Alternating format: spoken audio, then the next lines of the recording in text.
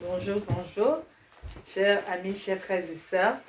Donc, nous allons partager ensemble le verset de Matthieu chapitre 27 et le verset 46.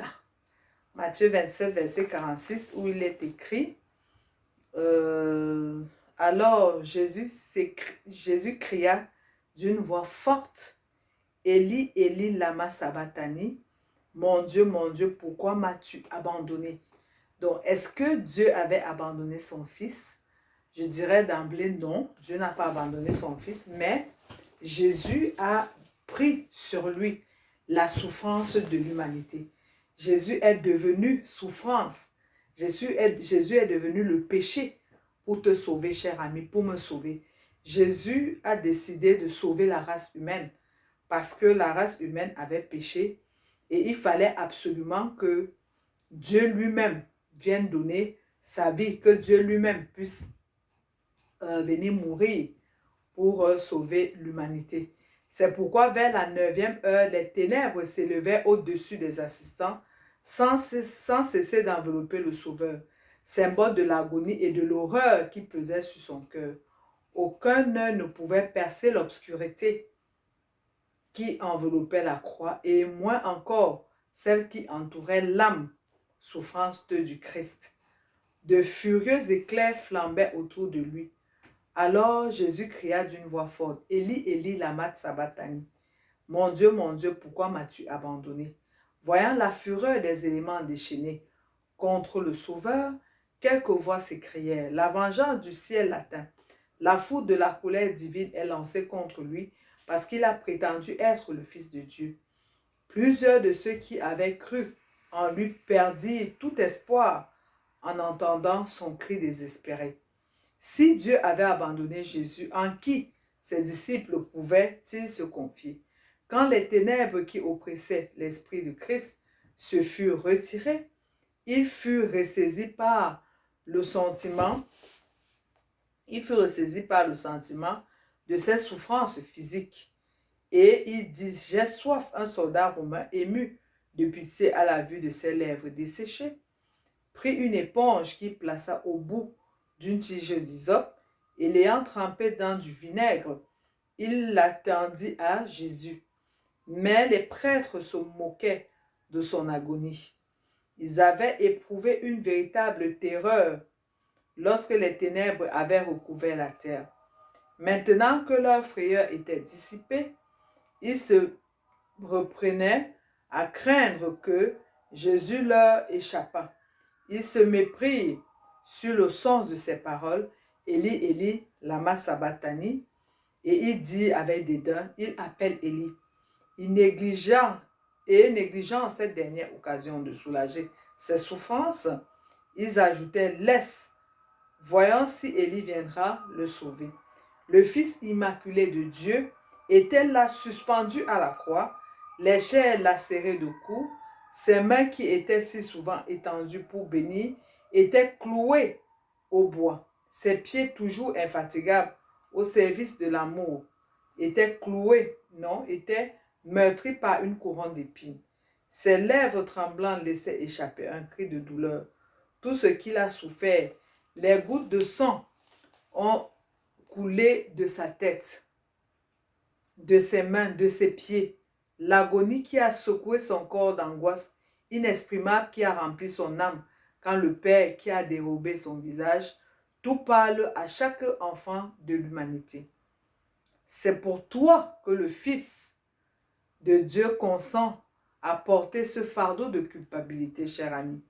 Pour toi, il a dépouillé la mort et ouvert les portes du paradis pour toi.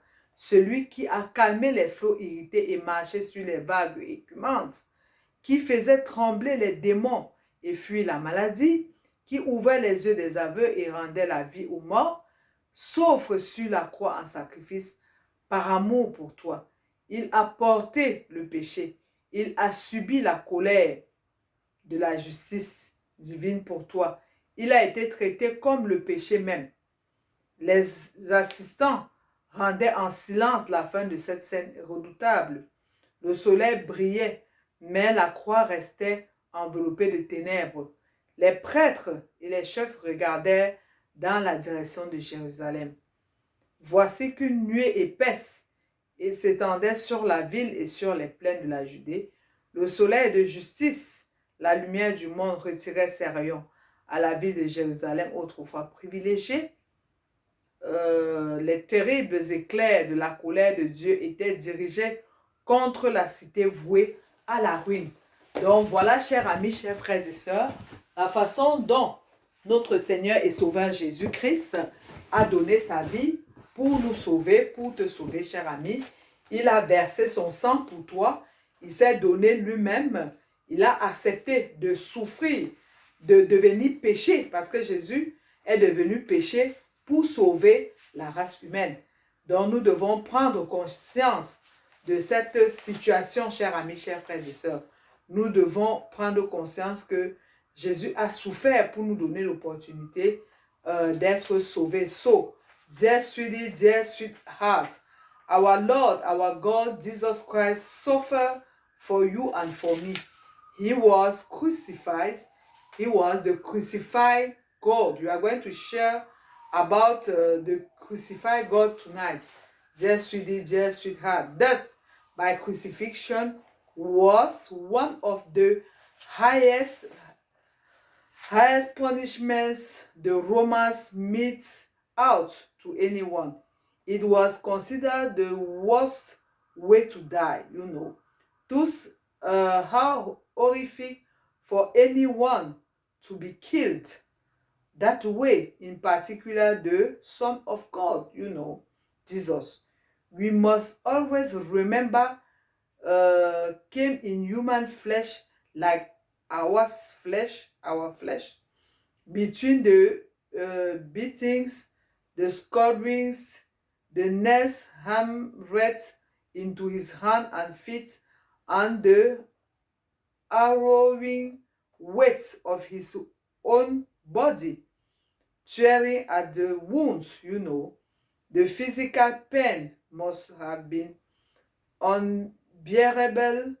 This was hard, even for the worst of criminals. You know, just we had how unfair then that Jesus, innocent for everything, should face such a fate.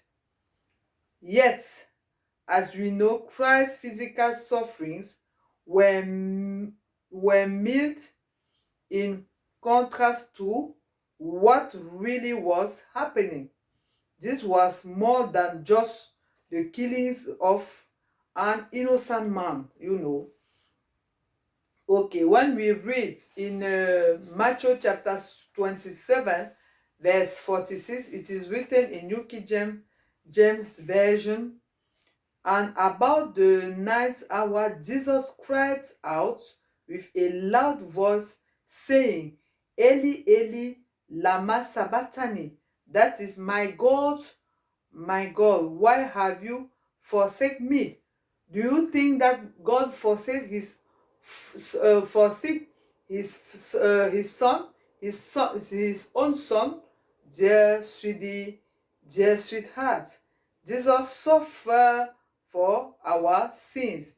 He take our place in the cross. He was crucified, you know, and clearly something much more was happening here than just the death, however unfair, of an innocent man. According to scripture, God's words against sins, our sins, was poured out upon Jesus. You know, just Jesus on the cross suffered a righteous God's righteous indignation against sin, the sins of the whole world. You know, just sweetheart. As such, Jesus suffered something deeper, darker, and more painful than any human being could ever know or experience. You know, is why we should trust in our Lord. Is why we should come in front of our Lord. We should trust in him. We should praise his name. We should say thank you to our Lord and Savior Jesus Christ, because he suffered in our place. He take our own place. We were the people who was supposed to suffer and died. And Jesus Christ, our Lord Jesus Christ, take that place for you and for me to give us eternal life, to save us, you know, dear brothers and sisters, dear sweethearts. So, chers amis, chers frères et sœurs, voilà ce que j'avais à partager avec vous ce soir. Donc, j'aimerais vous remercier de m'avoir écouté et continuez à partager cette vidéo autour de vous. Abonnez-vous, mettez la cloche de notification pour recevoir toutes les vidéos. Abonnez-vous massivement et à très bientôt. I love you all and see you next time. Bye.